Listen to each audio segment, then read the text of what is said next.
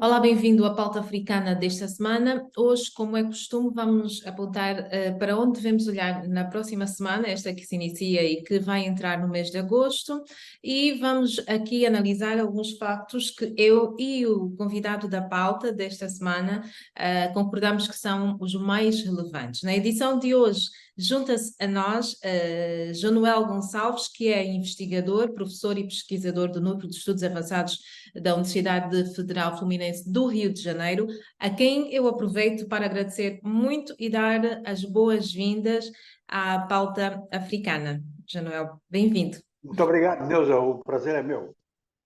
Muito bem, então vamos já entrar no nosso primeiro tema. Aliás, nesta edição nós vamos falar sobre a cimeira recentemente terminada entre a Rússia e a África e os países africanos.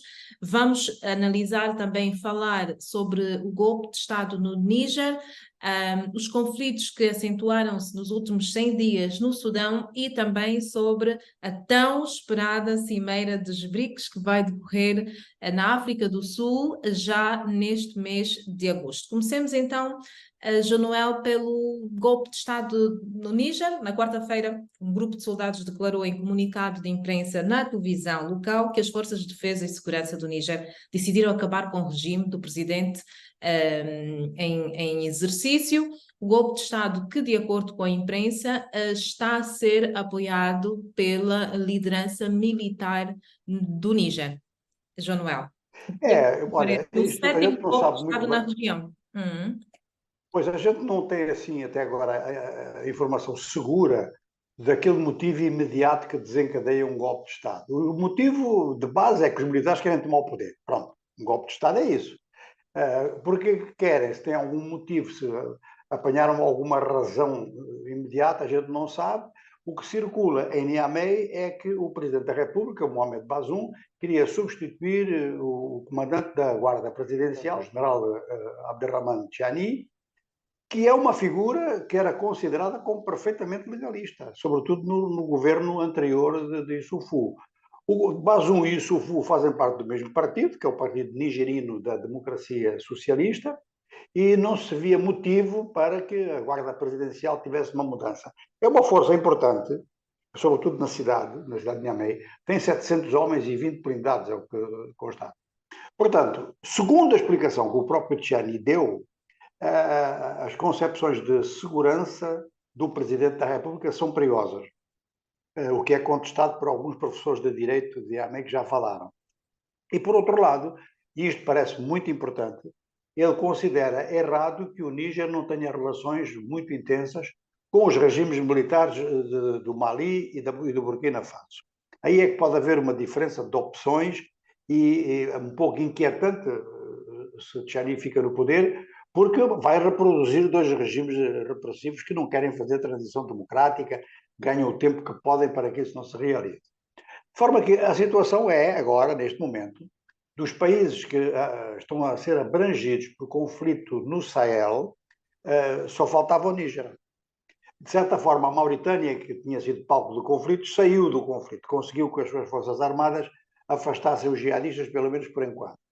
Mas do bloco Mali, Burkina Faso, Níger e Tchad, só faltava o Níger, que era um regime eleito e um regime civil, e muito impopular em determinadas áreas em virtude da sua aliança com a França e muito popular em outras áreas por essa mesma razão. De maneira que há componentes internas, há componentes internacionais a desenvolverem-se e vamos ver como é que os militares do Níger se conduzem justamente no relacionamento com esses dois vizinhos. Agora, atenção, porque o Níger é um país muito vulnerável a ataques em virtude dos seus vizinhos. Sofre ataques do Boko Haram no sul, sofre ataques do Estado Islâmico durante Saara e da AQMI, nos outros, enfim, pelo menos através do Burkina Faso e do Mali. E os jihadistas é que vão aproveitar esta situação de divisão entre civis e militares no poder em Niamey.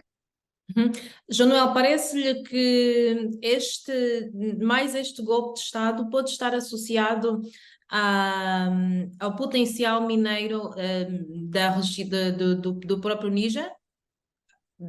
Olha, conta um pouco, mas o que conta mais ali são fatores estratégicos, quer dizer, é o confronto numa área que tem fronteira com a África do Norte, primeira coisa, e que tem fronteira com Estados que são saarianos, mas são saarianos de outras características, como é o caso do Senegal e como é o caso, por exemplo, da Nigéria, que também é um país importante, que tem, é o país mais importante da região, pelo seu tamanho, pela sua economia, pelas suas forças armadas, e que tem problemas com o Boko Haram, quer dizer, portanto, notou-se também uns avanços do jihadismo no norte do Togo e no norte do Benin.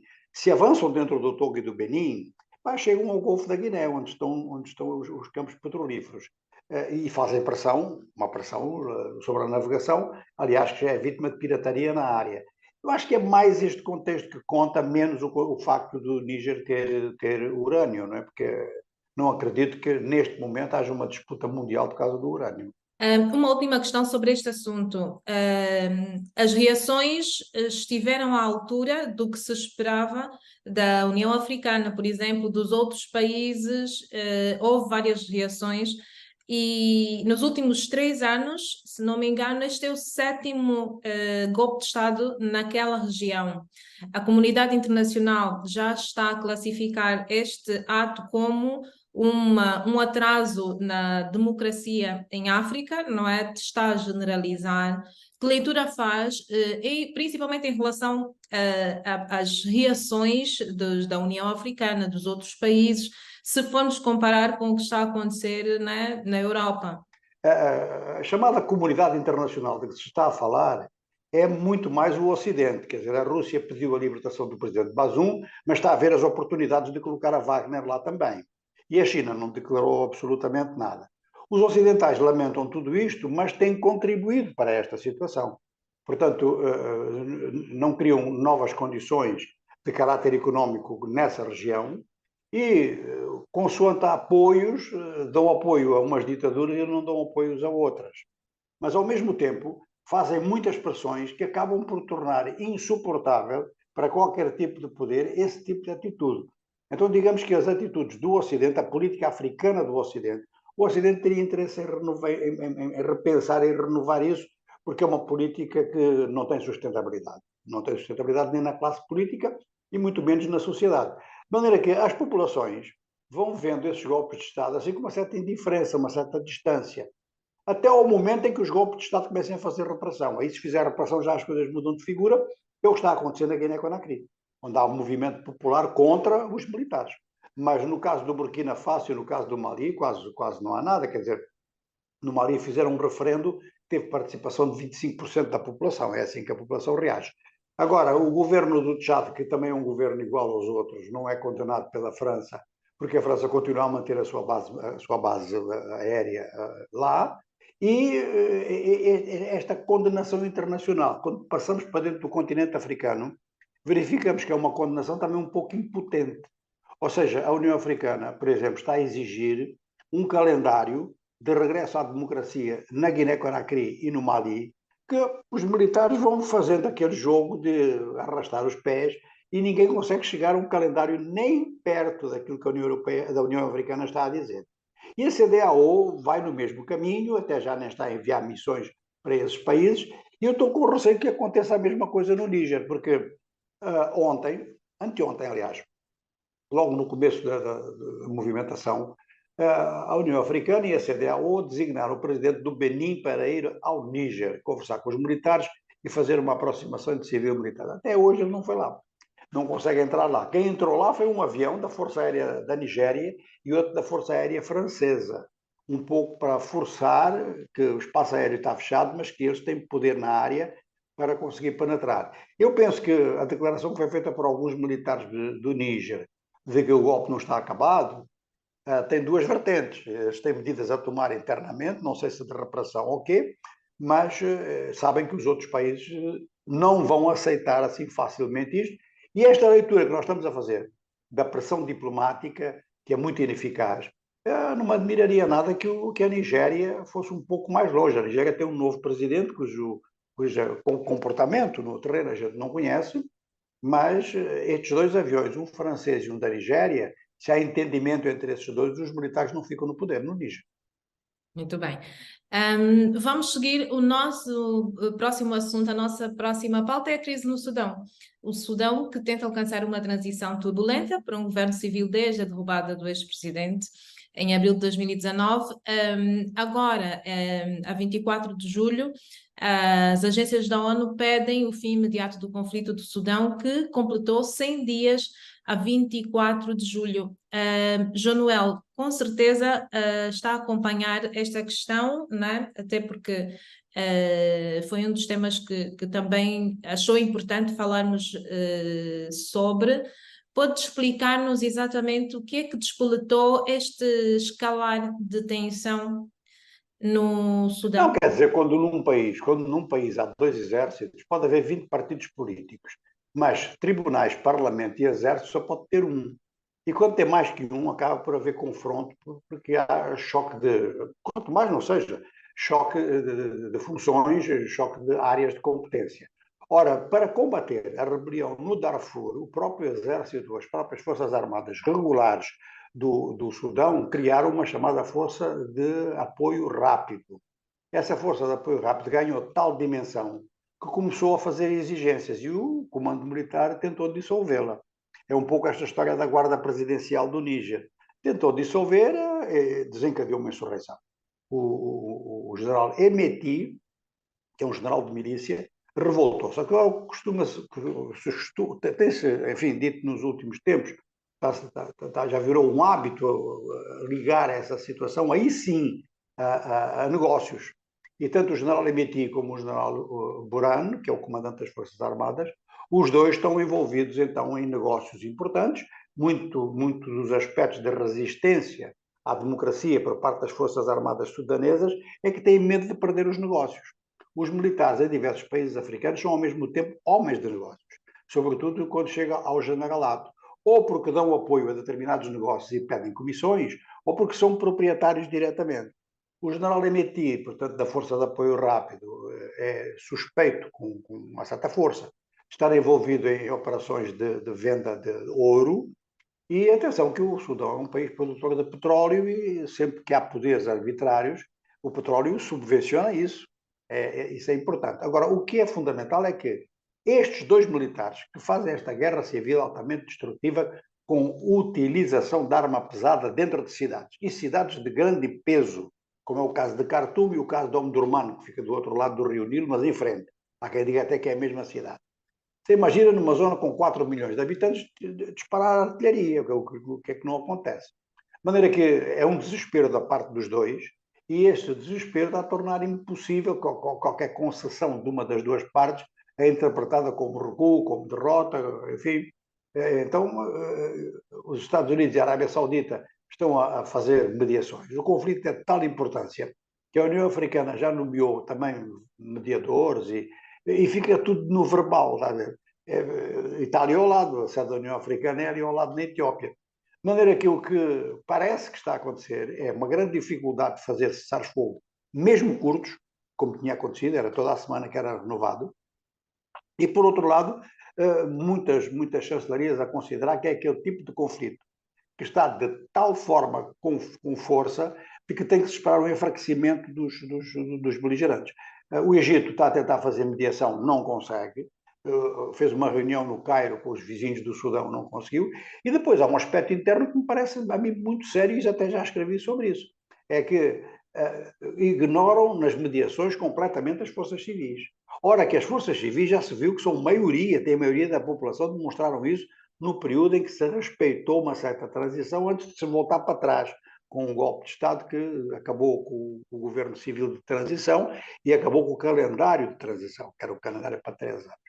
Ora, essas forças continuam ativas de forma clandestina ou semi-clandestina com dispositivos a nível de bairro, que chamam-se os comitês de urgência ou comitês de resistência. E esse setor da sociedade civil tem que ser associado a eventuais negociações. Só que eles estão contra os dois beligerantes. Muito se tem falado, não é? Vladimir Putin, no seu discurso, congratulou-se do seu papel e da sua presença junto dos países africanos e chegou a dizer que está a forjar uma nova ordem, ou que quer apoiar os países africanos no novo posicionamento e numa nova ordem mundial, a nível económico, a nível político. Que leitura faz desta cimeira Rússia-África, da presença dos chefes de Estado, inclusive do chefe de Estado sul-africano? Que mensagem estão os países africanos a passar para os Estados Unidos, para o Ocidente e o papel aqui de Vladimir Putin? Olha, em primeiro lugar, parece-me que a mensagem que a maior parte dos países africanos passou para o Ocidente é que não estão interessados numa cooperação a sério, num relacionamento especial com a Rússia. Foram 17 chefes de Estado, tinham sido 48 na primeira cimeira Rússia-África, em 2018. É claro que é a guerra da Ucrânia que provoca isto. E houve até situações que me pareceram até piores do que a ausência dos chefes de Estado. É que eles foram substituídos a nível ministerial. Por exemplo, Angola, o presidente não foi. Angola tem vice-presidente, poderia ter ido vice, não foi também. Foi o ministro dos Negócios Estrangeiros. São Tomé enviou um embaixador, o embaixador em Lisboa, que é o que está mais perto. Porque, senhora, já que você está aí, vai lá tu. E há países que não foram. Há 5 que não apareceram com nenhuma delegação, um deles é Cabo Verde. De maneira que eu penso que, do ponto de vista das presenças, é uma derrota da diplomacia russa. Agora, do ponto de vista das declarações de Vladimir Putin, de um mundo multipolar, bom, todos nós queremos um mundo multipolar, porque é um mundo mais equilibrado, mas o multipolar, quando é falado pelas grandes potências, significa multipolar, cada um com o seu grupo e apoiando-os a eles. Seria um multipolar entre Estados Unidos, Europa Ocidental, China e Rússia. Pronto, e os outros ficamos na obrigação de os apoiar, um dos 4, o que é uma situação de desequilíbrio. O mundo multipolar é muito mais do que isso. É muito mais do que apoiar 4 grandes potências, umas potências económicas, outras potências militares. A Rússia está com grandes dificuldades económicas e está com grandes dificuldades diplomáticas e está com dificuldades militares. A Rússia, na guerra convencional, não está a ganhar a guerra na Ucrânia, está a perder. A Rússia só é forte porque tem um grande arsenal nuclear. E o arsenal nuclear não pode utilizar. Racionalmente não pode utilizar. Faz só chantagem com isso. Chegarmos a uma guerra nuclear, portanto, acabou o planeta, vamos embora e ficamos por aqui. Ora, a presença do Ramaphosa é uma presença que é uma espécie de pagar uma conta. Portanto, o Vladimir Putin está com um mandato de prisão internacional pelo TPI. Eu penso que também é daquelas medidas completamente teóricas, ninguém vai prender o Putin. O próprio presidente sul-africano declarou a semana passada que prender Vladimir Putin significa declarar guerra à Rússia. Para que é que vão fazer uma coisa dessas, né? E para que é que o TPI dá uma sentença que é de caráter político, a guerra não acabou, quer dizer, poderia não complicar a situação a este nível, que é um fator, é um daqueles fatores em que o Poder Judiciário complica as coisas politicamente. Bom, como há independência de poderes, como é um dispositivo internacional, vamos por aí. Só que a África do Sul é signatária do acordo que deu lugar ao TPI. E estava com uma dificuldade muito grande, porque a África do Sul organiza o encontro dos BRICS, a próxima cimeira agora do mês de agosto. Vai ser em Joanesburgo. E a África do Sul, como signatária, é obrigada a prender o Putin. Basta que um juiz sul-africano diga, olha, está aqui um sujeito que é procurado internacionalmente, não sei se ele é presidente ou que, não me interessa, mas prende. E criaria um grande problema. Então, a África do Sul fez tudo para que a Rússia esteja presente na cimeira, mas não com o Putin. E então a Rússia finalmente acabou por concordar, fez esse jeito, digamos assim, à África do Sul, e o Putin não vai. Vai o Lavrov, que é o ministro dos Negócios Estrangeiros. Agora, como contrapartida, é claro que com esta luta em torno dos presidentes que não vão que foram a São Petersburgo, o presidente da África do Sul estava obrigado a ir. E foi, por essa razão. Pois é. E o que é que lhe parece, em termos económicos, e este apoio que Vladimir Putin enviou para os países africanos de cereais, na sua opinião, que mensagem é que isto passa para os países africanos, para o Ocidente? Qual é o resumo desta cimeira que terminou? Olha, Neuza, todas as cimeiras, todas, as feitas pelo Ocidente ou pelo Oriente, todas vêm com promessas de fazer umas ofertas. Isto só se passa nas cimeiras com a África, parece esmola. quando há uma grande reunião, uma grande cimeira entre os Estados Unidos e a União Europeia, ou entre, por exemplo, aquelas reuniões entre a União Europeia e a Ásia, também já houve, eles não fazem essas promessas, fazem acordos, abrem caminhos, estabelecem regras para trocas. No caso da África tem que se dar sempre uma esmola, ou prometer a esmola, porque depois não dão. Portanto, a Rússia já tinha prometido muita coisa em 2018, na reunião de Sochi. A União Europeia, essa então, faz promessas à torta e à direita. Um dia fiz aí umas contas, aquilo dava quase metade do produto interno bruto da Alemanha para ser entregue à África. E não deram, claro que não dão, é discurso. E mesmo facilidades, como por exemplo, direitos especiais de tiragem no FMI, foi proposto pelo presidente francês há 3 anos. Ninguém viu nada nesse sentido. Então, as promessas do governo russo, eu vejo-as com a mesma precaução e com o mesmo ceticismo.